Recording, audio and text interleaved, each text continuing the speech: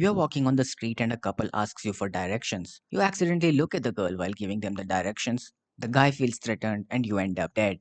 You tell your crazy ex girlfriend at a wedding that you still have feelings for her. You end up dead.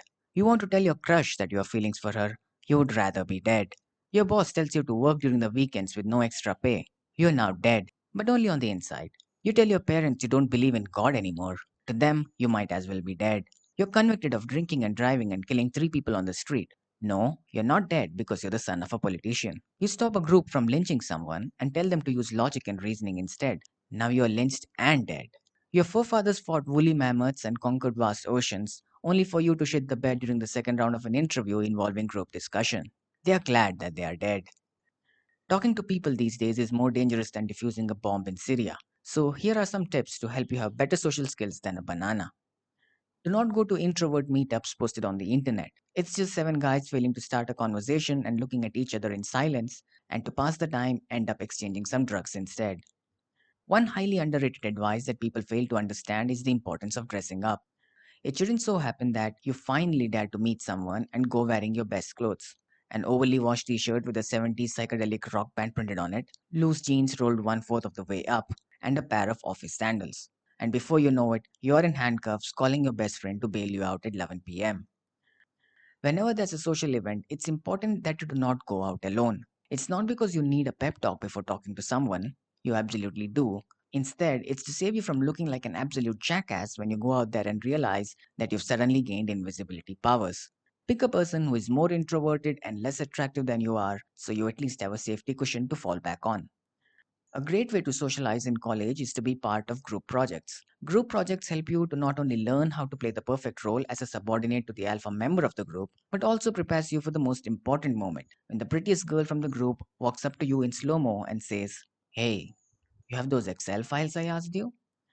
But make sure you join the right group. Often it so happens that the nerds and the extroverts form groups of their own, leaving the introverts unattended, which is nothing to be sad about because that's how they like it. But this does end up with the introverts having to form their own group, and you do not want another drug dealing type of situation in your hands. In my case, it was just a bunch of hippie software guys and me with some basic marketing knowledge who were left to fend for ourselves. And that's how Twitch was formed.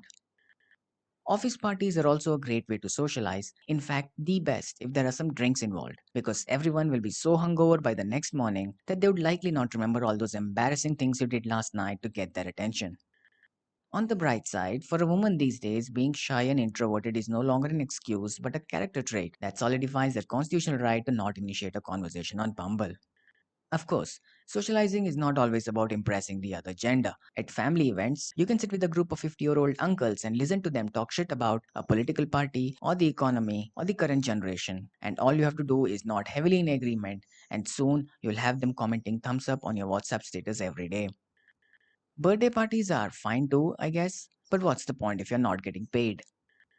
Do not initiate small talk during a funeral. A man's dead, the crowd's dead, and so will be your social life if you try. A wedding night, on the other hand, is a good time to socialize. At least you will now know her name, her likes, dislikes, and what she looks like.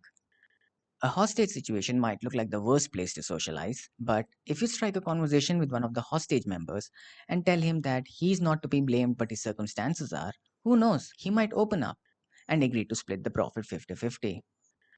All things considered, socializing is an overrated part of our culture. It's just a glorified Q&A session between two or more members involving the weather, current affairs, a few personal questions here and there, three failed attempts at cracking a joke or two failed attempts at understanding it, and some gossip in between.